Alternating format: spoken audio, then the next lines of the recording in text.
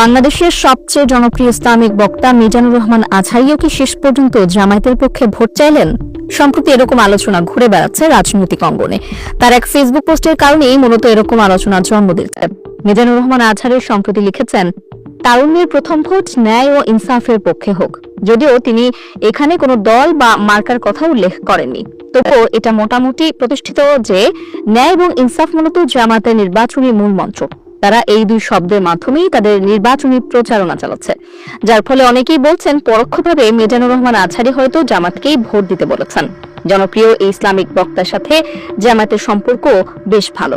Doctor Mizanur Rahman আজহারিকে নিয়ে জামায়াতের আমির বলেছিলেন, তিনি কোনো দল ও গোষ্ঠীর সম্পদ নন, তিনি দেশের জন্য বিশাল সম্পদ। তার কথায় লাখ লাখ তরুণ উজ্জীবিত হন। যারা বিপদগামী ছিলেন তারাও পথ খুঁজে পেতেন। এর আগে এই কাজটি করতেন আমাদের আল্লামা দেলোয়ার হোসাইন সাইদি। জাতির এই কণ্ঠকে লোহার খাঁচায় বন্দী করার পর আল্লাহ তাআলা মিজানুর রহমান আজহারিকে দেশের সম্পদ হিসেবে দান করেন।